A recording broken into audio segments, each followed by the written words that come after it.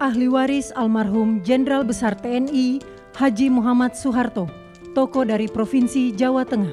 Pahlawan bidang perjuangan, Jenderal Soeharto menonjol sejak masa kemerdekaan. Sebagai wakil komandan BKR Yogyakarta, ia memimpin pelucutan senjata di Jepang, Kota Baru 1945. Ini menurut kami ada banyak PR terkait dengan Presiden Soeharto begitu. Nah, selama PR itu belum diselesaikan, maka sebetulnya kita belum bisa untuk menyebut beliau sebagai pahlawan nasional begitu, karena ada banyak pihak yang mereka menjadi korban dari kebijakan-kebijakan yang diambil oleh Presiden Soeharto. Kita semua tahulah saat itu nggak bisa orang ngumpul bertiga, pasti diciduk kan. Kayak zaman saya dulu kuliah itu kan ada namanya beasiswa Super Semar. Nah itu sebenarnya saya dapat. Kemudian ketika dilihat resume saya, dilihat saya ada nama BIK-nya di belakang, kemudian nggak jadi dapat.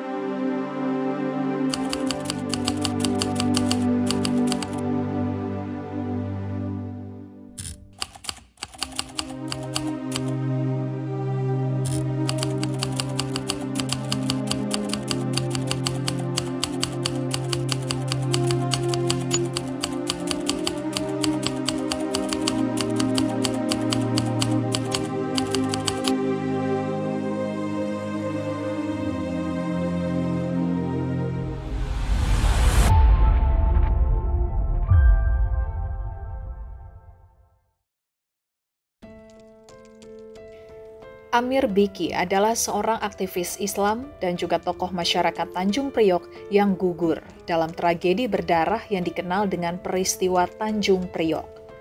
Sosok Amir Biki dikenang sebagai simbol perlawanan terhadap ketidakadilan rezim Orde Baru di bawah kepemimpinan Presiden Soeharto. Sosok yang memiliki nama lengkap Haji Muhammad Amir Biki ini sejak lama dikenal sebagai pemuka agama yang aktif membina masyarakat melalui kegiatan dakwah dan pendidikan.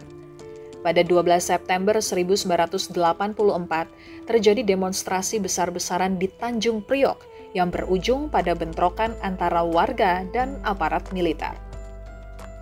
Saat itu Amir Biki berada di garis depan massa yang menuntut keadilan dan kebebasan beragama. Aparat menembaki massa hingga menimbulkan korban jiwa termasuk Amir Biki. Peristiwa ini dianggap sebagai salah satu pelanggaran HAM berat di era Orde Baru.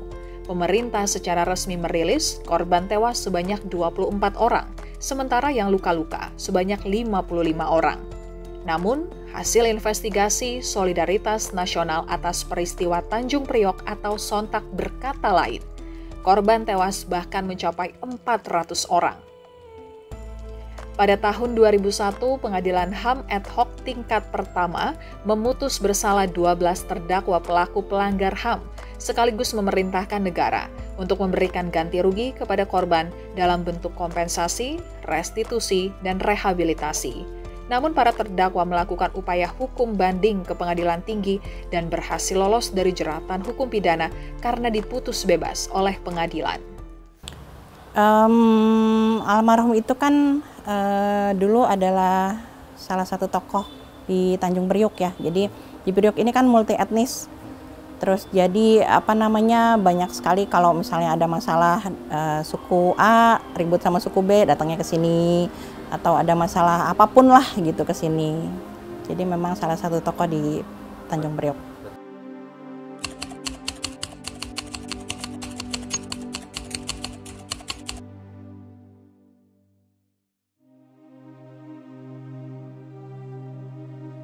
Jadi dulu itu almarhum kalau bikin pengajian itu di jalanan.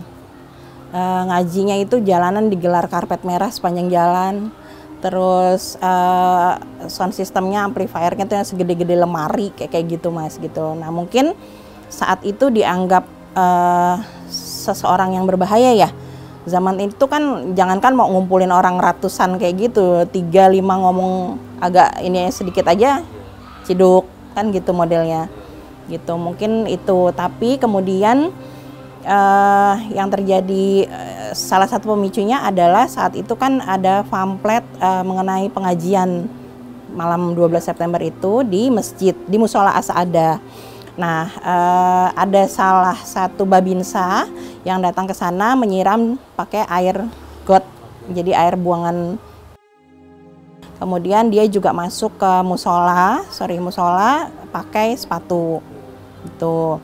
Nah, dari situ warga marah, kemudian ada oknum yang kemudian membakar motornya babinsa. Nah, dari kejadian itu 4 orang pengurus musolanya diangkut gitu. Nah, malam 12 itu rencananya setelah pengajian mau membebaskan 4 orang pengurus musola itu. Tapi kemudian ditanya di Polres bilang ada di Kodim, ditanya di Kodim bilang di Polres, lempar-lempar. Ternyata 4 orang itu ya udah habis babak belur.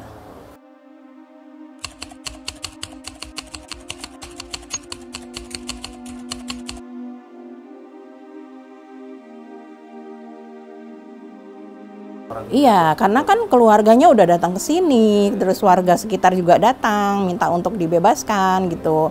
Intinya mencoba tabayun gitu, biar selesailah masalah itu.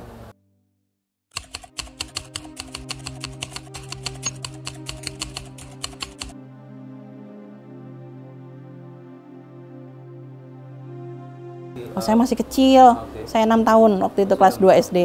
Kalau kejadiannya sih malam itu kita nggak tahu ya, jadi kan di depan tuh di Polres. Terus lampu dimatiin gitu. Ya, intinya malam itu sudah jam malam.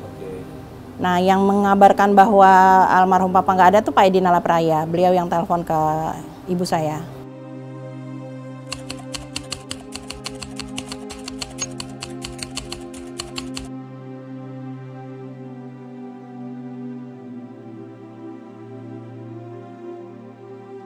Nggak ada sih, nggak ada firasat, nggak ada apa-apa. Malah sebenarnya papa tuh ngajak mama pulang ke Gorontalo waktu itu. Kan almarhum kan Manado Gorontalo, jadi udah mau packing, mau jalan-jalan, nanti kita bawa anak-anak ya mah, kayak gitu. Jadi nggak ada firasat mau nggak ada malam itu tuh nggak gitu. Terus kalau di teleponnya bahasanya seperti apa saya juga nggak paham. Tapi memang malam itu kan itu kejadiannya tengah malam ya. Malam itu saya memang yang kemudian dimimpiin. Jadi bangun tidur tuh teriak-teriak, papa nggak ada, papa meninggal kayak gitu. Mama yang sempat kaget karena waktu itu belum dapat telepon kan soal kondisinya. Cuma ya itu terus ditelepon sama Pak Edi dikasih tahu.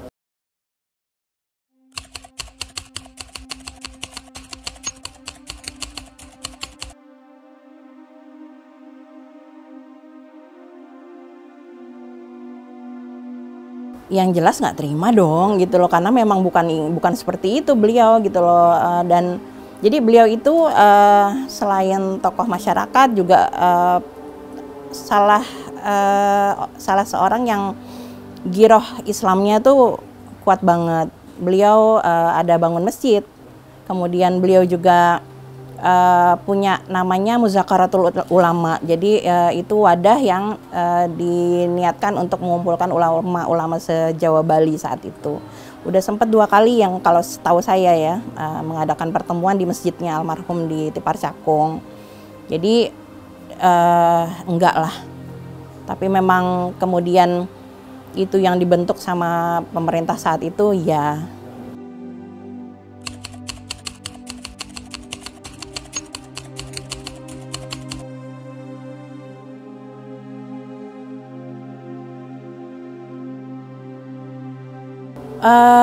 Kalau ancaman sih nyata ya.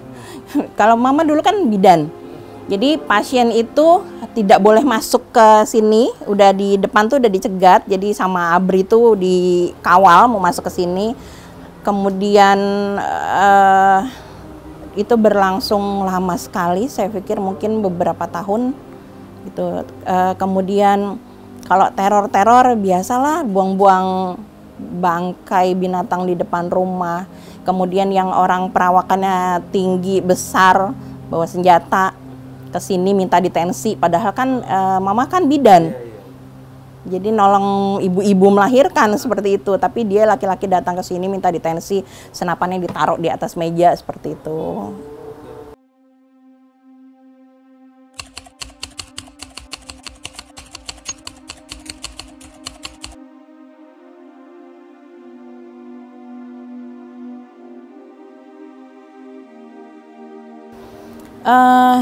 Kalau ke saya sih lebih ke mungkin kita nggak bisa dapat fasilitas yang disediakan pemerintah.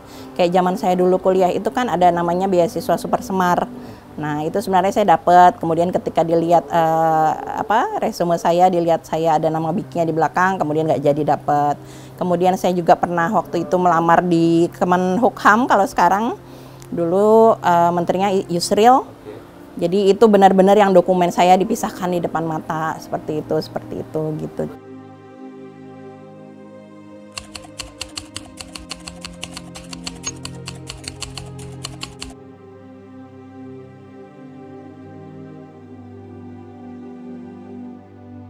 Kesulitan lain-lain sih, alhamdulillahnya mama saya tuh bidan ya, tangannya dingin, jadi pasiennya itu ribuan gitu loh. Jadi mungkin Allah mengganti rezeki kami lewat situ gitu, lewat mama. Malah jadi saya dulu sempat bekerja di salah satu agensi. Kalau saya mau presentasi, begitu dilihat daftar hadirnya Lia Biki, nah itu akhirnya presentasi itu ditunda tuh. Saya disuruh cerita dulu, bisa sampai setengah sampai 1 jam suruh ceritain. Ayo cerita dong nih, jarang-jarang nih kita langsung dengar dari sumbernya, dari korbannya langsung, kayak gitu sih. Malah nggak ada sih sebenarnya stigma negatif.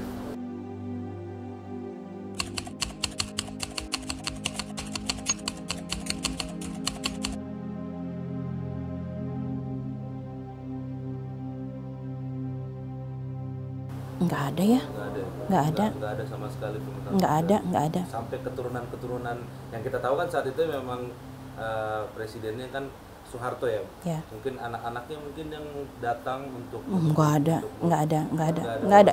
Kalau untuk kami jadi mamah dan kami anak-anak tidak ada.